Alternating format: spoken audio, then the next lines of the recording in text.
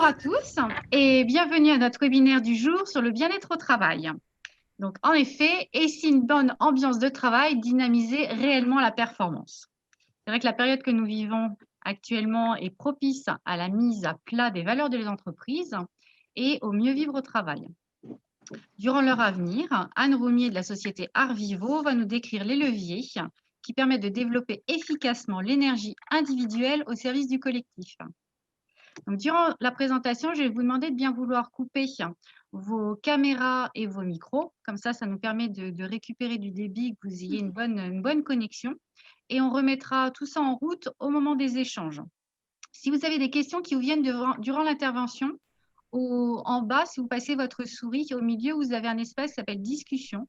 Vous posez vos questions et on les reprendra une à une au moment des échanges à la fin, dans la deuxième partie de la présentation.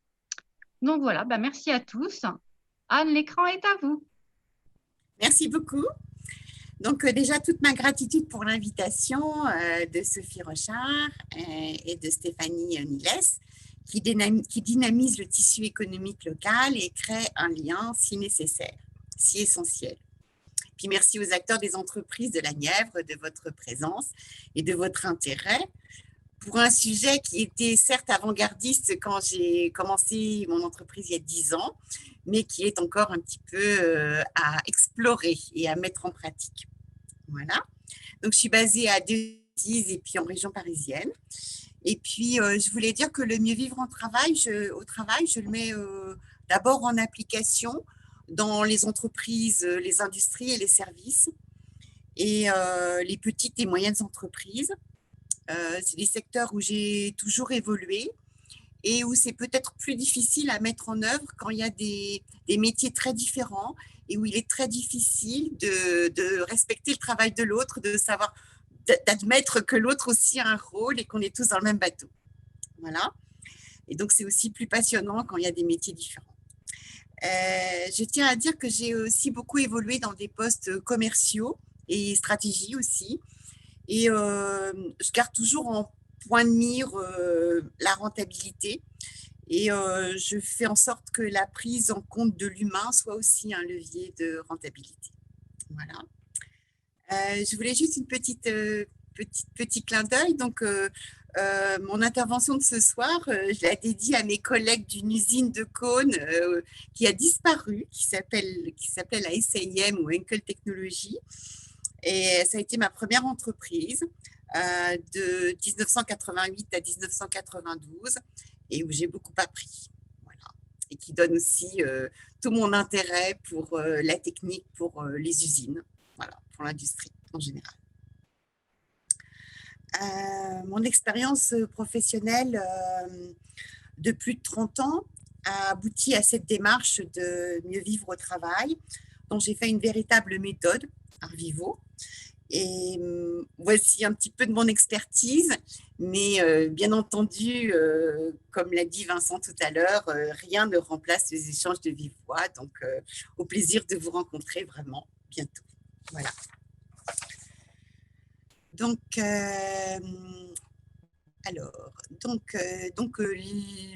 le sujet a été très bien introduit par Sophie Rochard. Donc, effectivement, et si une bonne ambiance de travail dynamisait réellement la performance, voire plus encore. Donc, voilà. Donc, en fait, j'ai voulu prendre une petite citation de Barack Obama, tout récemment. Lors de son interview sur France 2, il a dit qu'il était important de regarder l'autre d'une manière qui reconnaisse son humanité et ses intérêts. Et cela, nous ne le faisons pas assez. Et voilà, je suis assez d'accord avec cette phrase et c'est pas si facile que ça, mais je pense que c'est intéressant de voir la partie humanité et intérêt. Ça donne une vision assez complète. Voilà. Donc, ce que je me dis, comme l'a dit d'ailleurs Sophie Rochard, et si cette période était justement propice à la mise à plat des valeurs et du mieux vivre au travail dans votre entreprise. Et je pense que la démarche n'est plus artificielle, qu'elle est plus légitime, parce que c'est une vraie demande des collaborateurs. de plus en plus d'être rassurés, pris en compte, etc.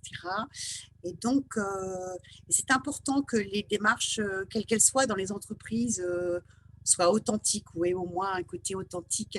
Et là, je pense que c'est une opportunité. Voilà, il y a tellement de mauvaises nouvelles. Là, c'est quand même plutôt une opportunité, je pense, de changer certaines choses. Et voici quelques leviers qui vous permettent peut-être de développer efficacement l'énergie individuelle de vos salariés pour aussi être plus rassurés individuellement pour mieux participer au collectif. Voilà.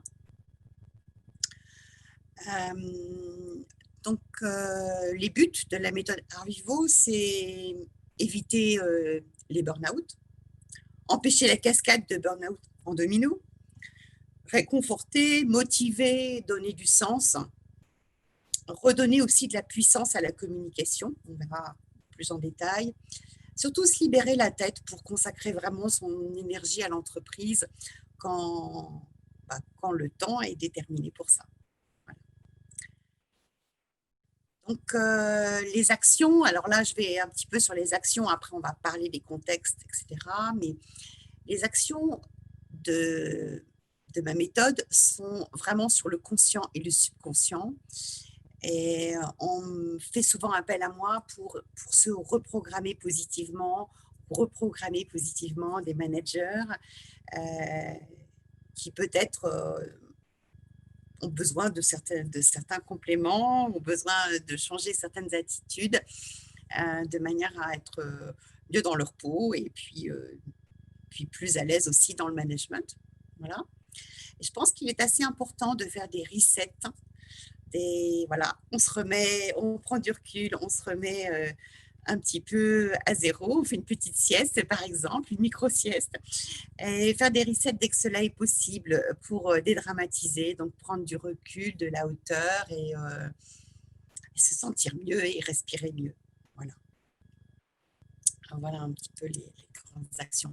Alors, l'état des lieux, là, j'ai trouvé plein d'enquêtes. Bon, j'ai fait aussi des études marketing à l'international chez Kojima, Areva, et c'est vrai que j'ai gardé, j'ai deux, trois slides avec des pourcentages. C'est un petit peu pour montrer l'état des lieux. On ne va pas trop s'y attarder, mais voilà, il y a différentes études, on voit qu'il y en a pléthore en ce moment, INSEE, AFP, Epidemics, etc., TIFOP, Secos, etc. Et bon, on voit que beaucoup de salariés, 58% des salariés en télétravail à temps complet sont en détresse psychologique, un peu moins s'ils vont aussi à l'entreprise. Donc, 41% des travailleurs se sentent aussi isolés quand ils sont donc en télétravail. Ils estiment que cette forme de travail peut-être améliore peut-être l'équilibre temps de travail, temps personnel, mais ça nuit quand même au sentiment collectif des équipes. Et puis, un télétravailleur sur deux peine à oublier le travail après sa journée et à trouver du répit. Et 50% considèrent que les webcams sont une forme d'intrusion dans leur vie. Donc, il y a des choses positives, mais il y a quand même aussi des lourdeurs, surtout pour les personnes qui ne sont pas habituées. Voilà, enfin, Delphine Alain, on en a largement parlé la dernière fois. Et puis, il y a quelque chose que j'ai un petit peu découvert, je vous l'avoue, que 63% des jeunes, des 18-34 ans, qui pourtant sont un petit peu habitués à s'adapter et peut-être avoir un usage d'Internet plus aisé. En fait, cette génération Z, elle a des difficultés à trouver de la motivation. Ils éprouvent un sentiment d'isolement, un manque de discussion informelle. Ils souffrent aussi de ne plus partager leur succès. Et je pense aussi, il y a aussi autre chose, c'est que peut-être ils ont besoin aussi d'appui. Et c'est vrai qu'à distance, c'est plus difficile de former, d'informer. Voilà, donc on pense peut-être moins qu'ils sont plus fragiles. Et puis, il y a aussi donc 64% des actifs qui sont inquiets pour leur emploi et 91% des décideurs qui pensent que le chômage augmentera. Voilà. Et puis, voilà, on attend le pic social. Voilà. 34%, donc toujours un petit peu des chiffres, mais plus sur l'état d'épuisement. Et donc, 34% des salariés se trouvent dans un état d'épuisement, de grand épuisement émotionnel, et environ 1 million sont en burn-out sévère. Donc, les risques psychosociaux sont vraiment en nette hausse, arrêt maladie pour dépression, anxiété, burn-out. Et il y a eu vraiment un grand gap en un an entre passer de 9% des gens pas bien à environ 20% actuellement. Alors, on peut dire qu'actuellement aussi, c'est l'automne, presque l'hiver. Et c'est vrai que le manque de luminosité, le manque aussi de relations sociales, donc dû au confinement, voilà, atteint quand même le moral. On peut dire qu'aussi, il n'y a pas que les salariés, voilà, que les collaborateurs. Le moral des managers s'effondre également. Et les managers ont parfois des soucis liés au télétravail, on l'a vu, mais aussi à l'organiser, des problèmes d'organisation, parce que le chômage technique partiel diminue le nombre des collaborateurs qui sont présents en même temps. La gestion et l'animation d'équipe sont plus difficiles. Et beaucoup de managers trouvent quand même que c'est difficile de s'adapter à chacun et de créer du lien, même si c'est leur job. Voilà. Ils sont souvent aussi en difficulté psychologique eux-mêmes. On peut dire qu'il y a 3 facteurs qui abîment un petit peu l'atmosphère. C'est l'intensité du travail, l'insécurité de la situation professionnelle et aussi la mauvaise qualité des rapports sociaux, voilà, qui sont quand même exacerbés. Par contre, il y a quand même une analyse positive, c'est quand même que la plupart des salariés, 80%, considèrent que leur entreprise s'est bien adaptée à la crise au niveau de la santé. Ils pensent d'ailleurs que peut-être ça ne va pas continuer si bien, mais bon, au niveau de la sauvegarde de l'emploi, au niveau de l'organisation du télétravail, que ça s'est plutôt bien passé. Que les managers, ils pensent que les managers ont bien joué leur rôle à 60%. Voilà. Ils estiment qu'il y a eu des efforts d'adaptation des pratiques managériales, donc ça c'est sympa aussi. Et 48% pensent également que leur manager a été plus à l'écoute. Par contre, on voit par ailleurs qu'une majorité des salariés souhaitent plus d'accompagnement psychologique. Voilà. Et enfin, la plupart des salariés aspirent à une évolution des modes de travail. Et là, je vais en reparler parce que ça me semble assez intéressant de voir comment on peut mettre en place pour le mieux vivre au travail, justement, les demandes des salariés. C'est des demandes qui ont un tout petit peu évolué. On demande davantage de travail collaboratif et participatif. On demande davantage de souplesse et de flexibilité dans la gestion du temps de travail. Et aussi un management plus basé sur la confiance. Voilà. Alors, la méthode Arvivo, c'est que dès le début, en fait, j'ai bien vu que dans certaines entreprises, les employés dépensent beaucoup de leur productivité, beaucoup de leur énergie, en fait, productive, à se demander si leur job existera encore demain ou à se plaindre. Voilà. Et je ne sais pas si on peut vraiment se le permettre. Voilà. Et je voulais dire, il y a quelques mois, j'ai fait une intervention dans une usine et un participant qui a avoué avoir fait payer à l'entreprise son manque d'augmentation. Et en fait, il fallait réparer une machine, il savait le faire, mais il voulait 500 € sur sa feuille de paye. Il ne l'a pas vraiment dit d'ailleurs, mais donc l'entreprise a payé à une entreprise extérieure 60 000 € de prestations alors qu'il savait réparer cette machine. Bon, j'ai eu d'autres exemples où il y a des vengeances comme ça qui ne se voient pas forcément et qui sont quand même assez délétères pour l'ambiance, parce que tout le monde le sait, et aussi pour la bonne marche de l'entreprise, et puis aussi financièrement, c'est assez grave. Moi, j'ai connu une manager à qui on a fait faire une erreur et volontairement, et ça a coûté 12 000 € à l'entreprise. Donc un petit peu le même type de problématique. C'était aussi par rapport à une machine, à une réparation de machine. Et ce que je voulais dire, c'est vrai que personne ne peut diriger le vent, mais on peut peut-être ajuster les voiles. Voilà, donc c'est ce que je propose, c'est qu'on ajuste un petit peu les voiles. En fait, on est libre d'imaginer, il n'y a pas de modèle, même si je vais vous expliquer un petit peu quelques solutions. C'est peut-être le moment d'aller le plus loin possible dans ce qu'on peut faire avec quelque chose d'équilibré. Voilà. On peut dire que actuellement, les managers et leurs collaborateurs ont tous besoin de plus de bienveillance, d'attention, de respect et de confiance mutuelle. On en a tous besoin. Après, il faut arriver à ce que chacun puisse jouer le jeu. Voilà. C'est aussi une façon, s'il y a des choix à faire au niveau de la stratégie de l'entreprise, s'il y a des gens qui ne jouent pas le jeu, c'est peut-être cela dont il faut peut-être du coup se débarrasser si vraiment on a besoin mais peut-être que l'idée, c'est peut-être plus sur la volonté de faire des efforts, de jouer le jeu qu'il faut mettre le curseur. Voilà. Et je pense qu'on n'a pas trop le choix que de se mettre d'accord sur les valeurs de l'entreprise et sur voilà, ce qu'on a envie de faire à l'avenir, à partir de maintenant.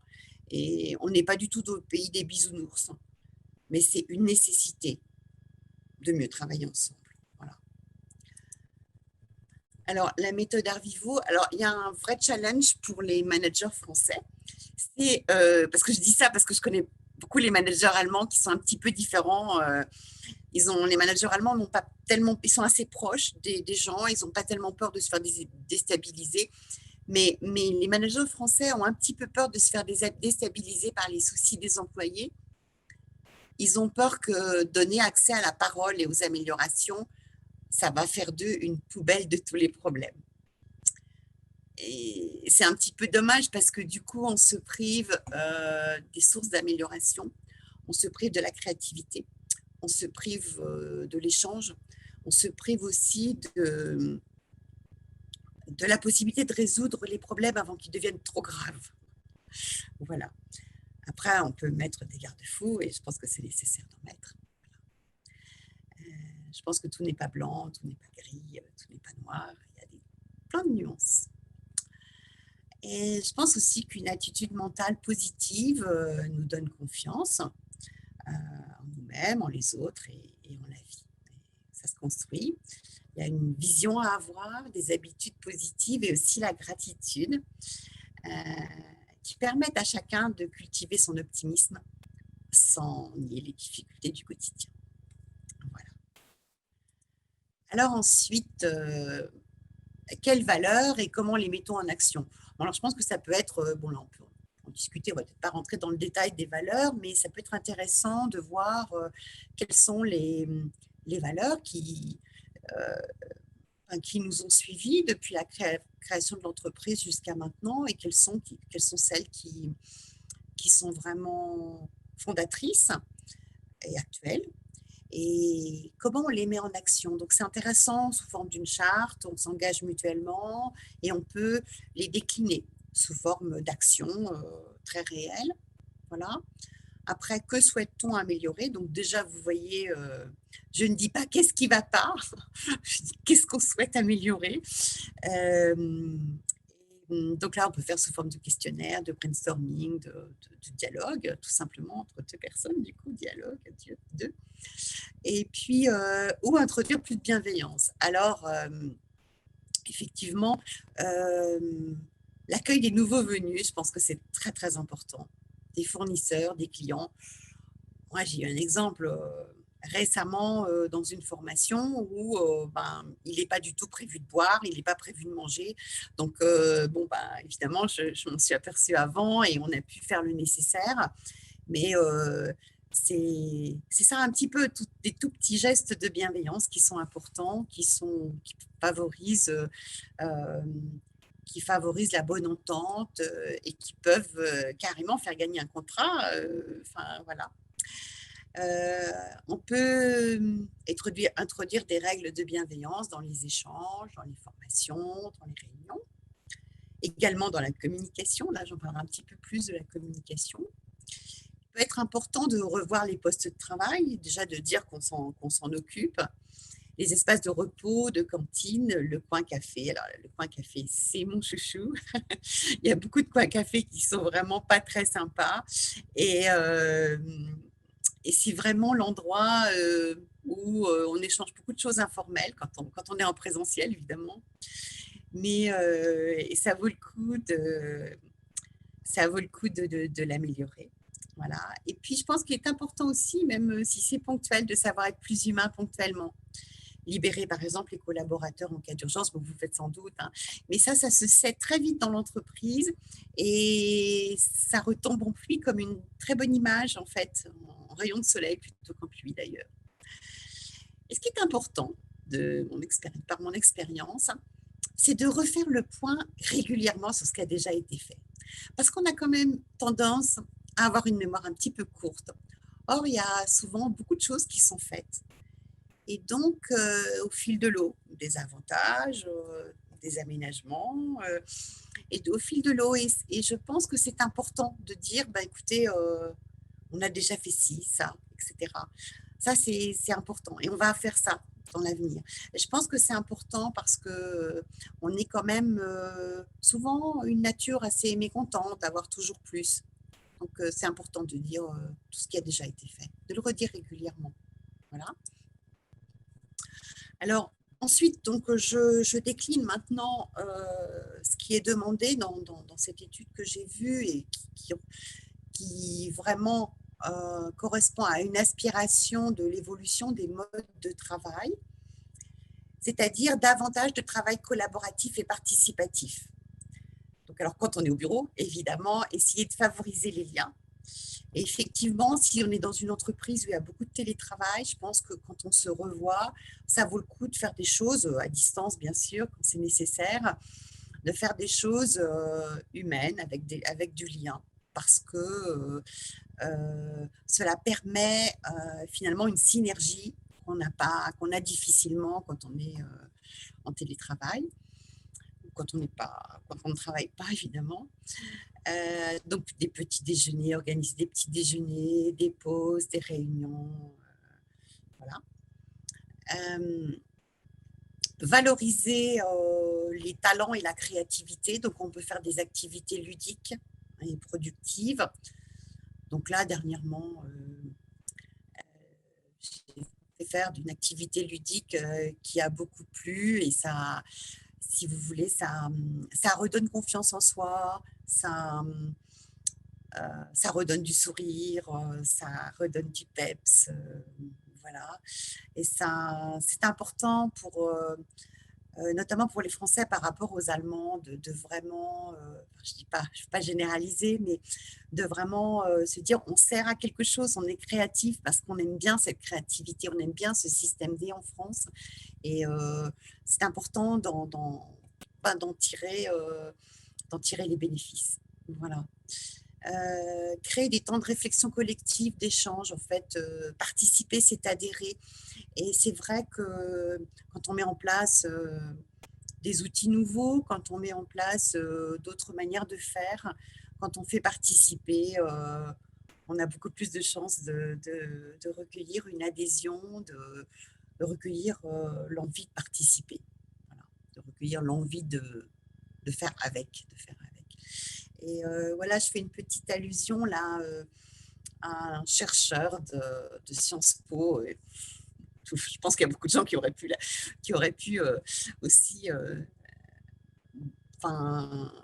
dire cette théorie, détecter cette théorie. En fait, alors ce monsieur, il dit les liens créés entre les collaborateurs permettent de régler des problèmes non prévus par l'organisation.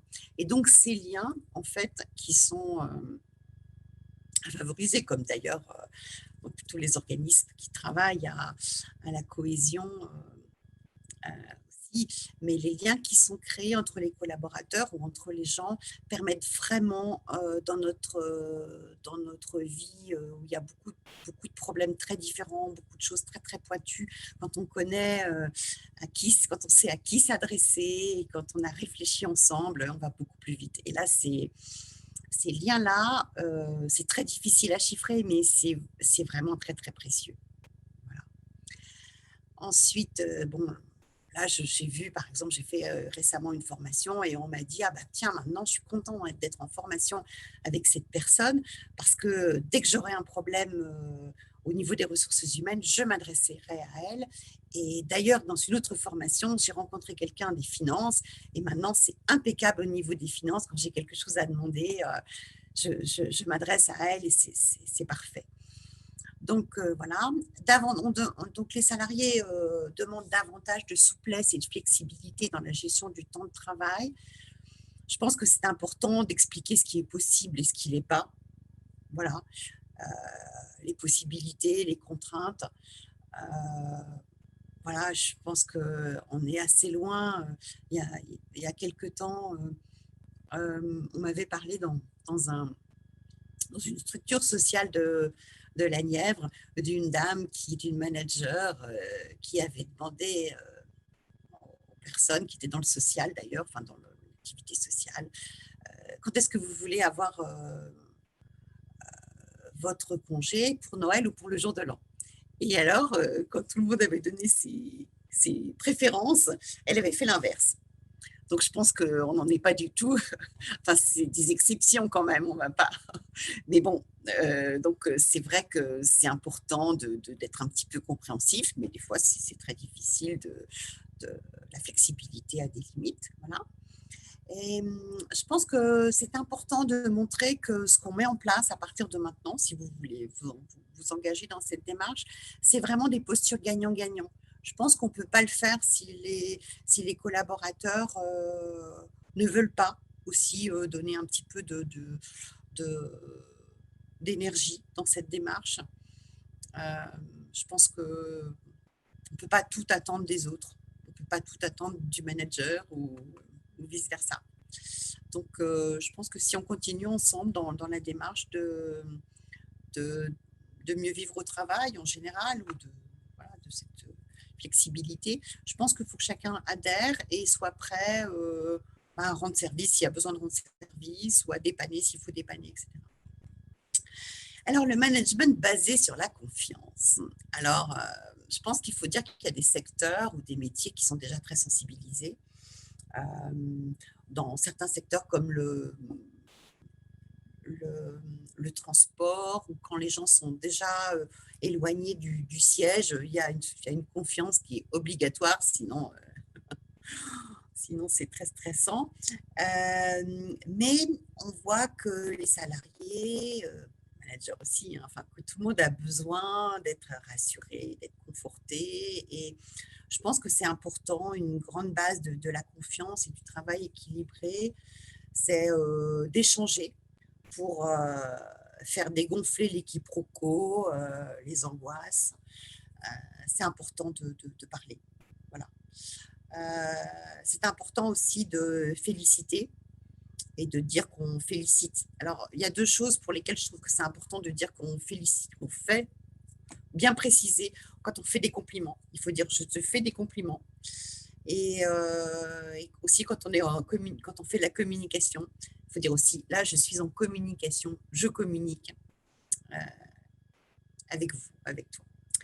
Et en fait, il y a quelques jours, je suis allée dans un magasin, j'ai félicité le responsable du rayon fruits et légumes sur la qualité des clémentines. Et je me suis pourtant assez bien exprimée. Et le monsieur m'a dit comment vous ne les trouvez pas bonnes? Et je lui ai dit mais si, elles sont excellentes. Et c'est justement la raison pour laquelle je vous en parle et je vous félicite. Et il a dit aux gens à côté, qui étaient à côté plus près de lui, il leur a dit écoutez, tout le monde se plaint tout le temps et cette dame, elle m'a fait un compliment, j'en reviens pas. Voilà. Donc, c'est important et ça coûte pas beaucoup d'énergie non plus. Non, voilà. Et il est important aussi de demander aux collaborateurs dans la communication, si on parle de la communication, ce qu'ils veulent savoir. Parce que souvent, on sort d'une communication, d'une réunion et les salariés disent bon, moi, on ne m'informe jamais. C'est terrible, c'est terrible. Donc, c'est important de savoir et de mettre les choses un petit peu à plat. Qu'est-ce qu'ils veulent savoir? Qu'est-ce qu'on peut leur dire? Et ça, c'est de la communication. Donc, c'est important parce que très vite, on est dans un cercle un petit peu négatif et on se dit, on est un numéro, on n'est jamais au courant, on est toujours le dernier à être au courant et il faut arrêter parce que c'est très destructeur. Voilà, c'est mangeur d'énergie pour tout le monde. Voilà. Et puis, l'important aussi, peut-être, pour avoir confiance, c'est donner des missions de confiance. Voilà. Moi, dernièrement, là, on me fait intervenir auprès d'un manager et on me dit, il a confiance en personne. Et s'il continue comme ça, il va faire un burn-out. Parce qu'en fait, on lui donne plusieurs responsabilités et il n'a pas les capacités en temps et en énergie pour surveiller tout le monde parce que maintenant, son équipe double. Et donc, s'il continue à ne plus avoir confiance, il va faire un burn-out. Donc, il faut vraiment intervenir rapidement. Voilà. Ensuite, donc, le niveau cerise sur le gâteau du mieux vivre au travail. Alors, je considère que c'est important de surprendre par des actions nouvelles. Alors, c'est assez ennuyeux quand... Enfin, les gens se lassent assez vite quand on fait toujours la même chose. Si on livre tous les mardis des fruits frais, bio, frais, c'est super. Hein. Mais si on le fait tout le temps, ça ne va pas. Donc, en fait, c'est surtout assez important de changer avec des actions nouvelles, des petites surprises. Voilà. On peut faire des œuvres d'art collectives. Donc là, en l'occurrence, moi, je travaille avec un artiste côté à Drouot qui fait des œuvres d'art qui fait faire des œuvres d'art aux collaborateurs avec soit des productions de l'usine, soit soit d'autres objets, en fait. Voilà. Ça permet de parler de beaucoup de choses sans faire un audit. Ça permet de se sentir bien, de se faire photographier, etc. D'être fier de ce qu'on fait, de trouver que son entreprise est innovante, etc. Donc, on peut faire aussi des choses par rapport à, je vous dis, les goûters, la nourriture saine. Ça, je pense que c'est important, montrer qu'on accorde de la valeur aux salariés. On peut inviter à des manifestations également. Il y a souvent les chefs d'entreprise reçoivent des invitations, ils ne peuvent pas aller à tout. Et de temps en temps, on peut transmettre son invitation à quelqu'un d'autre et ça fait plaisir. Voilà. On peut aussi inviter, bien sûr, à des manifestations locales qui peuvent intéresser. On peut donner aussi des subventions pour les hobbies des uns, des autres. Ça aussi, c'est super. Faire connaître aussi. On peut faire venir des personnalités locales, hein, sportives. Hein. Là, je voyais, il y a quelqu'un qui s'est inscrit au webinaire. Je ne sais pas si la personne est là, qui fait partie, qui est conseil au niveau des actions agricoles. Et notre prix Goncourt est pas très loin de... non, c'est pas le prix Goncourt, excusez-moi, je me suis trompée, c'est pas le prix Goncourt, c'est le prix... je ne sais plus quel prix. C'est la nature humaine. Donc, je regarderai, on peut regarder. Il est tout près d'origine tout près de Cône. Donc, il y a des choses comme ça. Ça peut être intéressant de faire venir des écrivains, des acteurs, des personnes qui peuvent être à l'origine d'une cohésion d'équipe. Voilà. On peut faire des passages, des activités ludiques, etc. Oui, il y a aussi, moi j'ai travaillé aussi au siège de la Poste où ils faisaient venir des spécialistes de différents domaines pour parler d'autres choses. Et c'est assez intéressant de diverger dans la créativité, c'est un des axes pour booster la créativité, c'est de diverger pour après mieux se recentrer sur ses tâches, sur ses actions. Et donc, ça pouvait être des spécialistes dans différents domaines. Voilà, toutes sortes de domaines. Et c'est assez intéressant. On peut aussi déléguer des activités extra-entreprises à tour de rôle, c'est-à-dire qu'on donne un budget et chaque personne va faire découvrir son hobby ou aux autres. Voilà. On peut créer aussi un comité mieux vivre au travail ou nommer quelqu'un qui va insuffler ou recueillir des idées. Et puis, je pense que c'est important aussi d'offrir la possibilité d'une écoute une fois par semaine ou une fois par mois, selon l'intérêt, pour que la personne aide à prendre du recul ou éventuellement intervienne pour vous aider à faire entendre certaines voix. Voilà. Ensuite, voilà, c'est le dernier élément de la méthode. Là, donc, c'est important aussi de savoir ce qui plaît à chacun. Souvent, c'est facile à mettre en œuvre. Moi, il y a une dame, un jour, elle me dit, en fait, moi, ce dont j'ai besoin, c'est que mon bureau est un plaquage, parce que je n'aime pas du tout qu'on voit mes jambes. Et en fait, elle n'osait pas le dire. Donc, voilà. C'est aussi une des difficultés, c'est que les gens n'osent pas dire ce qu'ils aiment faire, ce qu'ils ont envie de faire. Et c'est quand même là où ils sont le meilleurs. Et donc, il ne faut pas hésiter aussi, je ne l'ai pas mis, mais à repositionner des personnes. Bien sûr, il ne faut pas être une toute petite structure, mais on peut quand même aménager les tâches s'il y a des malaises, et parce qu'on est quand même le plus efficace et le plus utile et le plus rentable pour l'entreprise quand on est bien positionné. Voilà. Et puis aussi, un élément assez important qui est à un niveau de salaire juste. Alors, c'est sûr qu'il faut être juste. Souvent, il faut être juste. C'est souvent ce qui est le plus difficile, juste et exemplaire en tant que manager ou de chef d'entreprise. Et à un niveau de salaire juste, en fait, souvent, les petites choses font plus plaisir et apportent une satisfaction plus pérenne que les augmentations.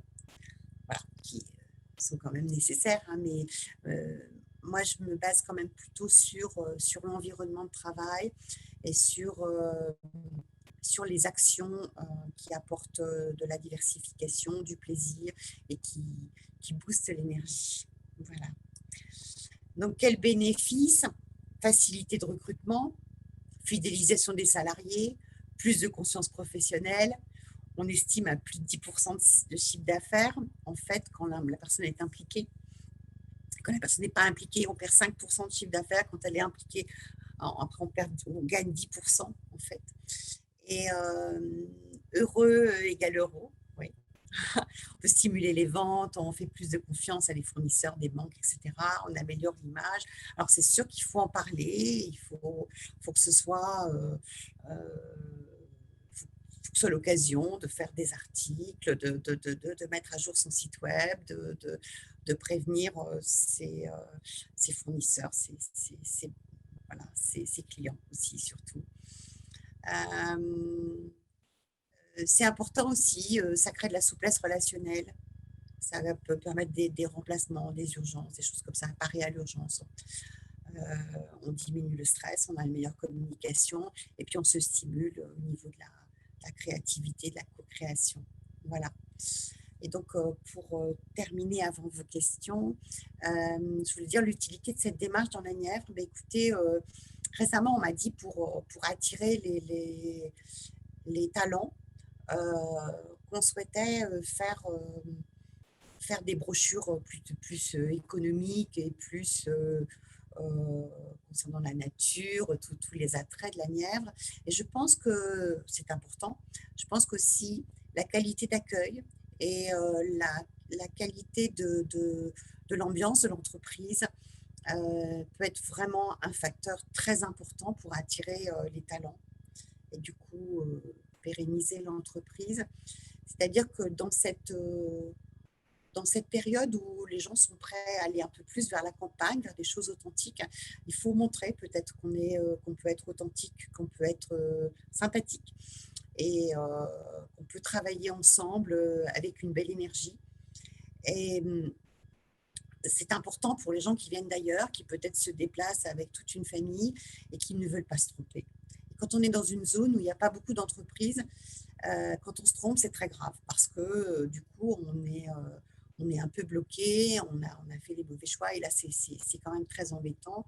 Donc, en fait, c'est important qu'on fasse des efforts pour bien accueillir les personnes et qu'on crée du coup une atmosphère plus conviviale et voilà, qui soit moins stressante à la fois pour les managers, pour les chefs d'entreprise et pour les salariés. Et on peut tout à fait y arriver et augmenter le chiffre d'affaires et se sentir mieux, avoir moins d'absentéisme et tout ça.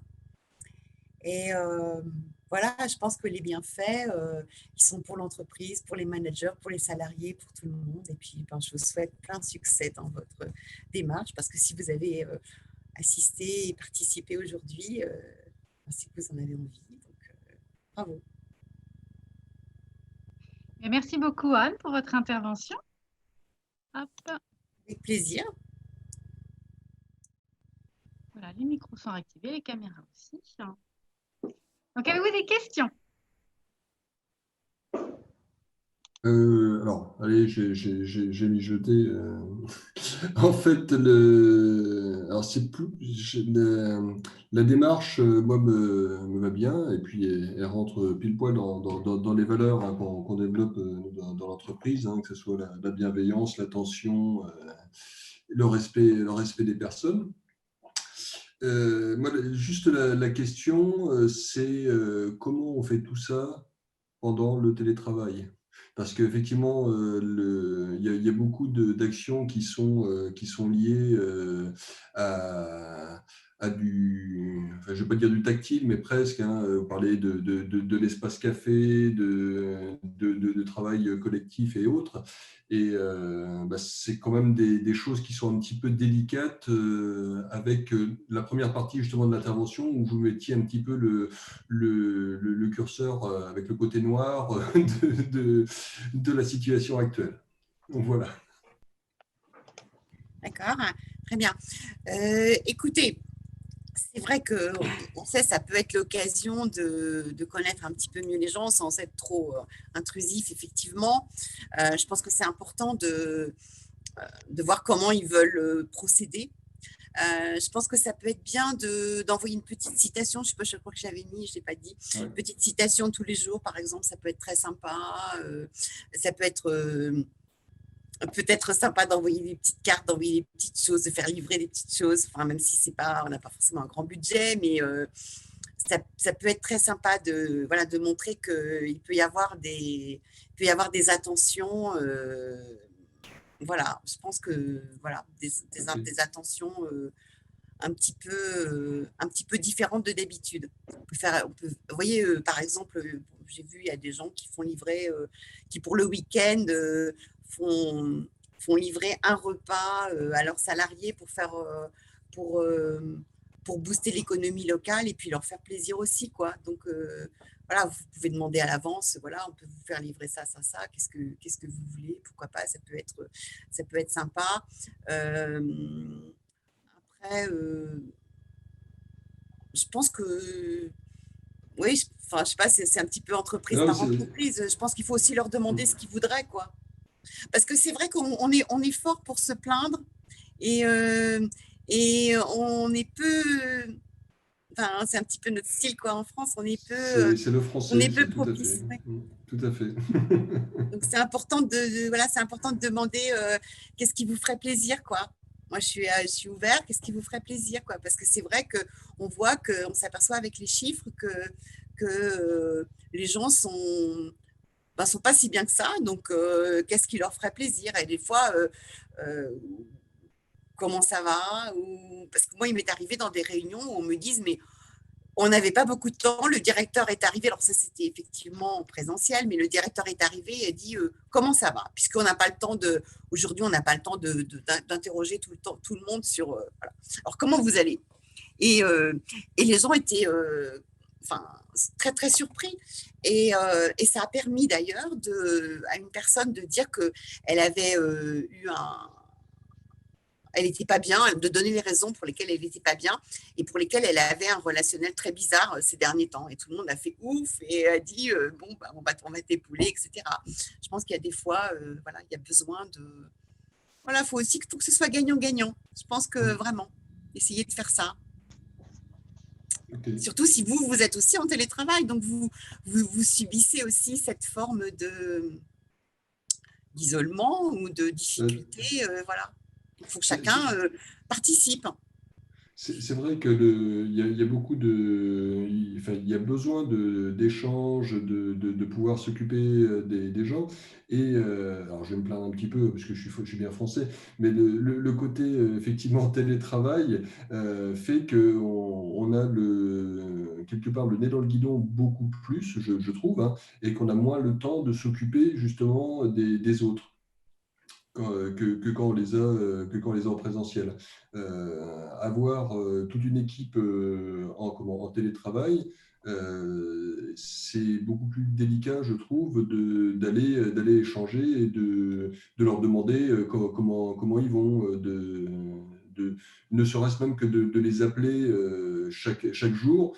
S'il n'y a pas forcément une raison précise, professionnelle de les appeler, on ne va pas avoir forcément le temps ou l'ouverture d'esprit d'aller les appeler pour les interroger, quoi. Enfin, pour les interroger. Ah bah, Vincent, nous, ce qu'on fait ici le matin, c'est qu'on a un briefing en visio tous les matins. À 8h45, tout le monde se connecte dans cette salle de réunion et on fait un briefing en visio. On raconte qu'est-ce qu'on va faire dans la journée. Voilà, comment ça va, ce qu'on va faire dans la journée, tout simplement. Ok. Si je peux me permettre de partager aussi ce qu'on avait dit, on avait fait un webinaire aussi sur le management à distance avec l'ADEME il y a 3 semaines. Et, alors, il y a plein de choses que vous pouvez faire. Et effectivement, je pense que la meilleure des solutions, c'est celle qu'a donnée Anne, c'est de demander aux gens qu'est-ce qu'ils veulent. Parce que typiquement, et je suis désolée de reprendre votre exemple, Sophie, mais si vous avez dans vos équipes un parent, homme ou femme, qui doit aller déposer les enfants à 8h30 à l'école et que vous faites, vous décidez un peu unilatéralement de faire un café à 8h45, je suis pas certaine que la personne qui va déposer son enfant sera hyper ouverte. Donc, je pense que la meilleure solution, c'est de voir avec les gens en direct. Et effectivement, le côté, en ce moment, c'est faut vraiment apporter du positivisme et sans tomber dans, comme vous le disiez, Anne, hein, le côté bisounours, etc., un monde parfait, non. Mais en fait, des petites choses peuvent faire très plaisir et désolée Vincent de dire ça, mais j'ai pas le temps d'appeler mes collaborateurs. On a tous 24 heures dans une journée et après, on choisit ce qu'on en fait. Donc, quelque part, si vous ne prenez pas ce temps-là, même si vous n'avez pas une raison, on va dire, officielle, professionnelle de les appeler, bah, peut-être qu'au contraire, ça va les surprendre et qu'ils seront contents et qu'ils vous livreront peut-être plus de choses. Et donc, vraiment, je pense que la clé, c'est ça, c'est de les appeler et de voir qu'est-ce qui leur conviendrait. Et si ça se trouve, c'est le café du matin. Si ça se trouve, ce sera le café du début d'après-midi, au moment où la digestion est toujours un peu difficile pour tout le monde. Et puis, si ça se trouve, ce sera effectivement de se faire livrer un repas comme le suggérait Anne. Et chacun est différent là-dessus. Et c'est ça qui rend la chose à la fois magnifique et très complexe. Non, mais alors, juste une petite précision, hein, je n'ai pas dit que j'avais pas le temps, j'ai dit que c'était moins facile et c'était moins naturel de le faire quand on est derrière son écran et derrière sa caméra que quand on a les personnes en présentiel. Oui, c'est d'autant plus difficile. Mais c'est faisable. Oui. Tout à fait. Oui, je pense ce qu'on avait mis au point, nous, alors bon, là, on on n'est pas en télétravail, on a entre 1 à 3 jours de télétravail, donc ça gère différemment. Mais sur le premier confinement, on avait utilisé un petit logiciel gratuit qui s'appelle Slack, qui est de la discussion instantanée. On avait la messagerie, etc. Et il y avait donc différents espaces de travail où on pouvait échanger des fois professionnellement, mais on avait un espace cafétéria, qu'on avait appelé cafétéria, où on mettait des petites bêtises, puis un espace blague, où on mettait régulièrement des petites blagues. Voilà, c'était un petit clin d'œil. Oui, on peut aussi s'informer sur les livres qu'on lit, on peut s'informer aussi sur des choses, voilà, des petites nouvelles pour effectivement parler un petit peu d'autre chose ou créer des moments collectifs à distance, quoi, en se disant, ben voilà, oui, enfin, il y a beaucoup de choses aussi pour se mettre en jambe qui sont assez rigolotes, qui peuvent être utilisées, comme par exemple, vous êtes sur une île déserte et puis là, vous avez une cargaison qui arrive et vous vous dites, oh là là, qu'est-ce que c'est et vous allez voir les cartons et tout ça et vous vous rendez compte que c'est des aspirateurs. Alors, qu'est-ce que vous faites? Et ça peut être rigolo comme ça, de parler que boulot, quoi, en fait. Peut-être, et donc, ça, c'est toute petite mise en situation. Enfin, si vous faites des réunions à distance, ça peut être sympa parce que voilà, ça permet de ne pas commencer en étant dans le vif du sujet, en stressant les gens, parce que tout le monde est stressé dans ces cas-là, c'est sûr, hein. Donc, essayer ou bien des trucs un peu plus rigolos, mais ça dépend des entreprises. Voilà, trouvons 100 cadeaux à faire à sa belle-mère pour Noël, par exemple. C'est pas des trucs un peu autre chose, quoi. Si vous voulez, il y a beaucoup d'idées, mais après, il faut savoir ce qui correspond. Moi, je voulais juste rajouter quelque chose, c'est en fait, ce qui est important, c'est effectivement, comme le disait Delphine, c'est d'essayer de trouver quelque chose qui correspond, qui fait plaisir. Et je me souviens, c'était un patron de Siemens France, qui a 12 000 employés, et il était sur le point on lui demandait de diminuer de 5% ses effectifs, alors qu'il était un super chiffre d'affaires, mais c'était une décision mondiale. Et en fait, il avait décidé de travailler avec comment ça s'appelle, le Conservatoire de musique du 93, et de faire un tunnel de son pour les salariés. Et donc, a priori, on pouvait passer dans ce tunnel pour se détendre ou pour se booster ou bien pour lâcher sa colère. Voilà. Et en fait, cette initiative était intéressante, mais elle ne correspondait pas aux besoins. Et elle était en complet décalage avec cette nécessité d'écarter 5% du personnel. Et du coup, c'est important de faire des petites choses qui sont adaptées aux gens et que les personnes ne pensent pas « Ah ben, il dilapide l'argent de l'entreprise au lieu de nous donner des augmentations ». Donc ça, c'est… Parce on va encore se plaindre. Et donc ça, c'est important. Et donc du coup, c'est d'où l'intérêt quand même de faire participer ses collaborateurs et d'essayer des choses nouvelles. Voilà, ça prend 5 minutes. Mais j'ai fait récemment une formation, on m'a dit « Ah, mais madame, formation de formateur en interne ». Et on m'a dit « Mais madame, nous, on va aller droit au but, hein. On va aller droit au but, on veut expliquer ce qu'on a expliqué. Et puis, les petites choses qui changent les idées pour aller de l'atelier à la salle de réunion, bon, on ne voit pas l'intérêt. » Ben si, parce que si on veut vraiment avoir l'esprit ouvert, s'adapter, et puis aussi retrouver le sourire, c'est important de surprendre. Voilà, peut-être que l'idée, c'est de surprendre. Sophie, vous n'aviez pas aussi mis en place des envois de vidéos sympas ou de blagues? Vous n'aviez pas fait quelque chose comme ça? Ça, c'était au premier confinement. J'étais abonnée j'allais sur YouTube trouver des vidéos rigolotes. Il y avait notamment Guillaume Voudétan, qui est belge et qui parlait tous les jours du confinement, mais d'une manière très drôle. Et puis, il y avait une autre show, comment on appelle ça? Une one-man show. Enfin voilà, j'envoyais des trucs comme ça. Et puis, les filles, elles envoyaient des photos de chats. Voilà. Oui, on peut aussi demander de partager des images, quoi, que chacun envoie une image rigolote du jour, quoi. Ça peut être ça. Voilà, le matin, c'est rigolo parce qu'au briefing, souvent, il y a les chats qui passent devant les caméras. C'est très drôle. Bon, le prochain confinement, c'est Sophie qui fait le One Woman Show. Pas de problème. Aucun souci. Je pense qu'on forme une belle équipe, là, tous les 7.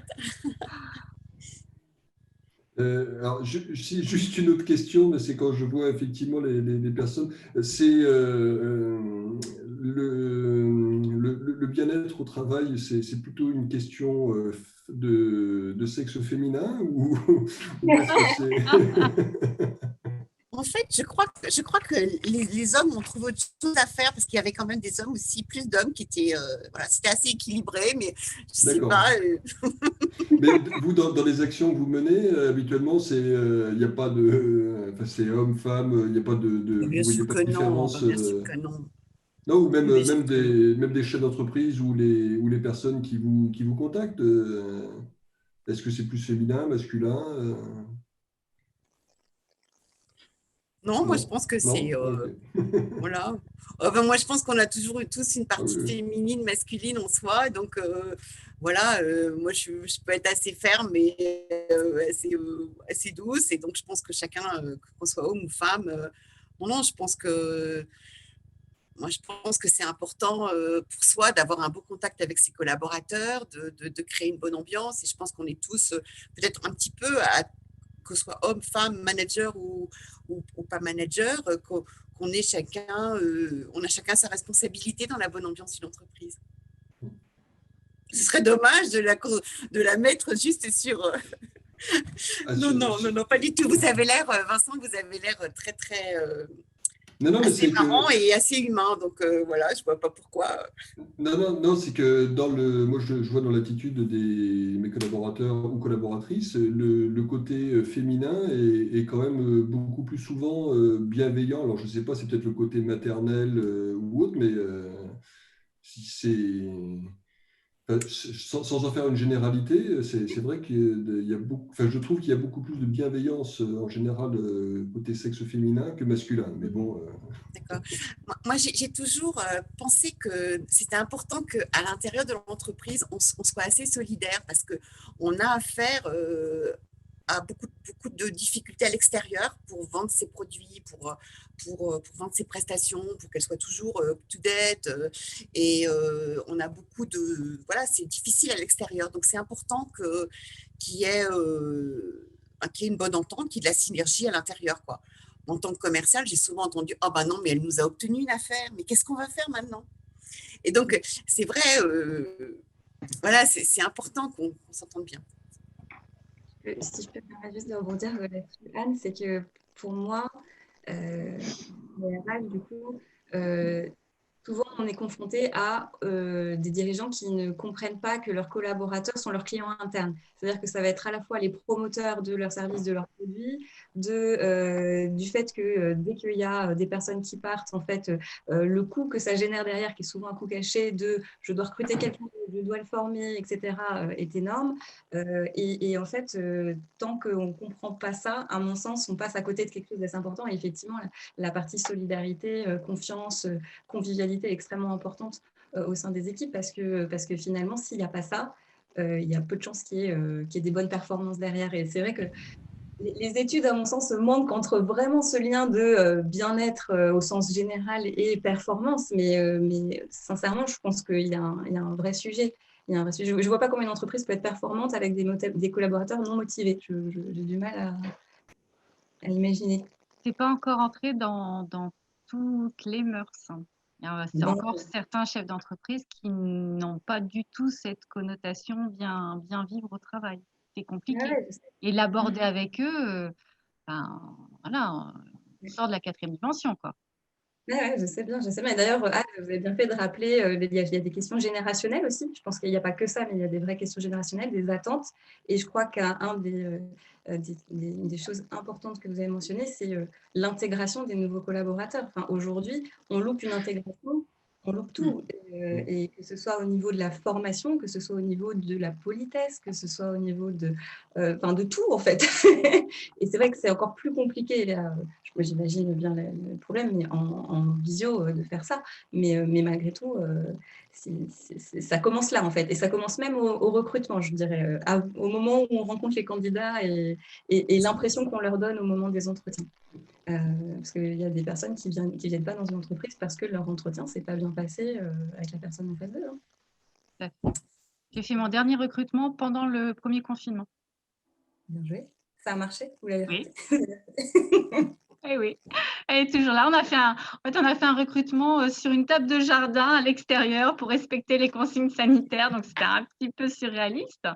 Et puis après, le début de formation se faisait un peu en visio. Donc, c'était très compliqué parce qu'elle a pu intégrer l'entreprise que le jour du déconfinement, le 11 mai. Donc, c'était un peu particulier à organiser. Et peut-être Anne, je ne sais pas, Anne Otvin. Alors moi, c'est un peu particulier parce que moi, je travaille dans le tourisme. Oui, je sais, oui. Ouais, je suis la directrice de l'office de tourisme. Et donc, pour le coup, la bonne ambiance au travail, c'est la base parce qu'en fait, comme nous, notre boulot, c'est de créer des petits moments de bonheur aux gens qui sont en vacances. Et après, je dirais qu'on est presque dans dans l'extrême, dans l'opposé. Parce qu'en fait, on doit toujours être de bonne humeur, tout doit toujours bien se passer, en fait. Parce qu'on est vraiment là pour ça. Et donc, ces moments conviviaux, on les a, ça devient presque, ça fait partie de notre travail. Parce que, par exemple, on a ouvert nos boutiques là pour Noël. Donc, faire un sapin, décorer, ce qui pourrait être comme des moments conviviaux. En fait, chez nous, ça devient des moments de travail. Et des fois, on arrive un peu dans l'opposé, où ce qui devrait être sympa, en fait, au départ, ça devient un peu, et là, c'est un peu horrible ce que je vais dire, mais par exemple, organiser un apéritif sur une plage, c'est super sympa à la base. Mais pour le coup, pour nous, c'est notre boulot. C'est ce qu'on a fait tout l'été, 4 soirs par semaine. Et je retiendrai ce que vous avez dit, il faudrait surprendre. Et en fait, nous, il faudrait qu'on se retrouve des nouveaux moments conviviaux qui sont peut-être pas ceux que vous auriez envie de faire parce que pour nous, c'est notre quotidien. C'est malheureux à dire. Mais ouais, c'est… On va trouver des idées de trucs pas sympas pour nous qui vont être sympas. Ouais, exactement. En fait, non, mais nous, je me demande si on ne devrait pas avoir des moments où justement où on n'est pas de bonne humeur, en fait. Ouais. C'est peut-être ça qui nous ferait plaisir, en fait. De pas être sympa. Précis. De faire la gueule. On pourrait juste se donner ça comme moment conviviaux. On a le droit de faire la gueule pendant une demi-heure. Ce serait ça notre moment de bonheur, en fait. C'est peut-être, j'avais jamais pensé, mais peut-être que oui. Hein. Mais oui, mais c'est une liberté de faire la gueule parce que c'est quelque part, effectivement, ça fait partie de ton métier d'être toujours souriante et tu relâches jamais. Donc, t'es sans cesse. Bah, c'est comme quelqu'un qui fait un show, il doit être à 100% tout le temps. Donc, toi, ta liberté, c'est justement de pouvoir souffler, de t'accorder un moment de répit. Non, mais c'est pour ça. Et en fait, il faut peut-être que j'arrête de faire des moments conviviaux parce que je trouve qu'à la fin, non, mais à la fin, on y prend moins le même goût. En fait, je sais, j'ai des problèmes différents. Non, mais c'est génial d'avoir ta vision. Bah oui, parce que, et en fait, c'est vrai que tout ce qu'on fait est sympathique. On organise des pique-niques dans des lieux super insolites, on fait des dégustations dans des endroits sympas, on fait que des choses sympas. Mais peut-être qu'en fait, en équipe, il faudrait que je réfléchisse à proposer autre chose. C'est là qu'il faut que je me creuse la tête. Mais peut-être, ouais, aller taper sur des choses, faire du paintball, des trucs où on n'est pas sympa, en fait. De combat. Vous n'étiez pas sympa. Si vous n'étiez pas sympa, vous auriez aussi des tronches en face de vous. Ce serait quand même pas drôle. Ouais, non, mais oui, mais j'ai bien aimé aussi quand vous dites que c'est les liens entre les collaborateurs qui permettent de résoudre des problèmes non prévus. Pour le coup, nous, c'est ce qui nous arrive tous les jours, en fait. Et c'est grâce à la bonne entente qu'on arrive à changer les plannings au dernier moment, à s'aider les unes les autres et tout. Donc, ouais. Donc, pour moi, la bonne ambiance, c'est la base, hein, c'est clair. Et puis, je voulais juste vous remercier parce que ça transperce à travers l'écran votre bienveillance. Et je trouve que c'est une petite visio, ça donne un petit moment de bonheur. Ça m'a mis la patate. C'est vraiment très agréable. Merci beaucoup. Merci Anne, merci beaucoup. Au plaisir de vous rencontrer. Ah ben oui. Non, mais je voudrais bien vous faire rencontrer mon équipe. Avec plaisir. Est-ce qu'il y avait d'autres questions? Ou des remarques ou quelque chose à apporter? Question non, parce que tout a été bien clair, je pense. Et puis non, mais c'est vrai, très bonne initiative. Et en effet, ça fait du bien d'échanger sur ce thème. Merci Anne et merci l'ADEME. Et puis c'est pas des sujets avec qui on peut parler avec tout le monde en plus. Non. C'est clair. Non, c'est vrai. Tout le monde n'est pas ouvert pour aborder ce type de thème. Bah déjà, et puis après, faut aussi l'équipe. Enfin, je veux dire, nous, bon là, c'est une autre approche parce que du coup, c'est avec d'autres personnes de d'autres sociétés. Nous, on en parle entre nous, mais on a tous le même ressenti au final dans la société. Mais là, du coup, on a l'expérience de d'autres personnes de sociétés complètement différentes, ce qui est très intéressant. Merci en tout cas. Merci à tous pour votre participation active et positive. Merci beaucoup Anne pour votre intervention. Merci à tous, hein, vraiment c'était super, au plaisir de vous rencontrer vraiment. Et puis bon courage dans cette période, puisque vous êtes là, c'est que vous êtes super. Merci. Merci à tous, je vous souhaite une excellente soirée. Merci, à très bientôt. Merci, bonne soirée, à bientôt. Merci, bonne soirée tout le monde. Au revoir. Au revoir.